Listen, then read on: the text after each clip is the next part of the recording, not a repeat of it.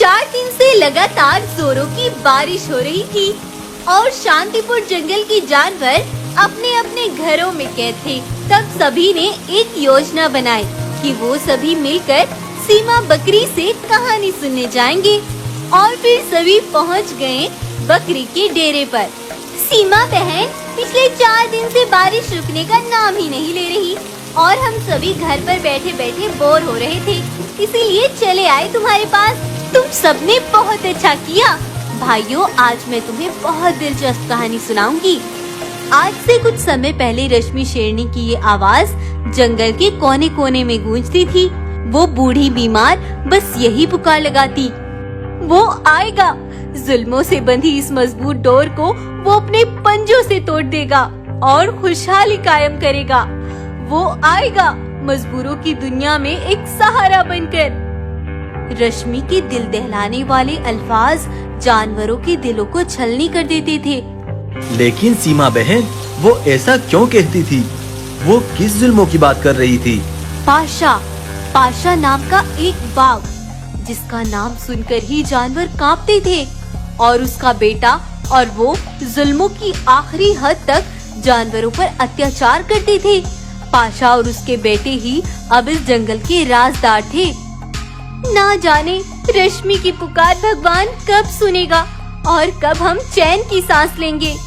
सभी जानवर ये कह ही रहे थे कि तभी एक सुंदर, ताकतवर, सर पर ताज पहने सफेद शेर एक गाय के साथ आया, जिसे देख जानवरों के मुरझाए हुए चेहरे खुशी से खिल उठे। क्या तुम जानना चाहोगे ये सफेद शेर कौन है?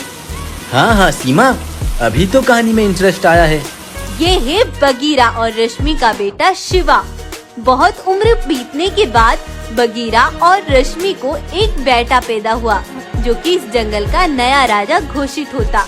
लेकिन बगीरा बहुत बीमार और बूढ़ा था, इसलिए वो चाहता था कि जब तक शिवा जवान नहीं हो जाता तब तक वो अपना जंगल किसी ऐसे जानवर को सौंप दे जो भरोसे के काबिल हो।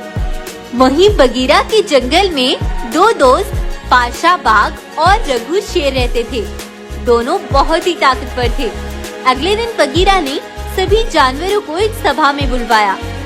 मेरा बेटा अभी छोटा है, वो जंगल का असल हकदार है, लेकिन अब लगता है मेरा प्राण साथ नहीं दे पा रहे। इसीलिए मैं रघु जैसे ईमानदार और ताकतवर शेर पर भरोसा करके कुछ समय के लिए अपनी राजगद्दी सौंपता हूँ, और जब मेरा बेटा जवान हो जाए तो ये जंगल तो उसे समर्पित कर देना। सबने रघु को अपना राजा स्वीकार कर लिया। लेकिन अगले ही दिन पाशा का सिपाही तेजी से दौड़ता हुआ बगीरा के पास पहुंचा। महाराज, बचा लीजिए शिवा को। वे रघु हमेशा के लिए राजा बनना चाहता है, इसीलिए पहाड़ी पर ले जाकर उसे जान से मार रहा है। ये सुनकर बूढ़ा बगीरा तेजी से वहीं पहुंच गया।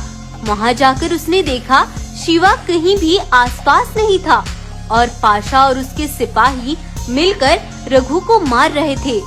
उन सभी ने रघु को जान से मार डाला। ये देख बगीरा डर गया और वहां से जाने लगा, लेकिन पाशा ने उसे देख लिया।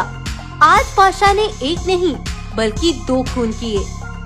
रश्मि बहन, तुम बहुत उदास दिख रही हो, क्या बात है? बगीरा बहुत देर से वापस नहीं लौटा, ना जाने वो कहाँ रह गए। वो तो पहुंच गया ऊपर। अब तेरी और उस शिवा की बारी है, बुला अपने बेटे को। लेकिन जब पाशा ये बोल रहा था तो इस गाय ने पीछे से ही सब सुन लिया था, जो कि शिवा को सैर कराने ले गई थी। जब गाय ने ये सब देखा तो वो शिवा को बहुत दूर ले गई और इधर पाशा ने रश्मि पर बहुत जुल्म किए।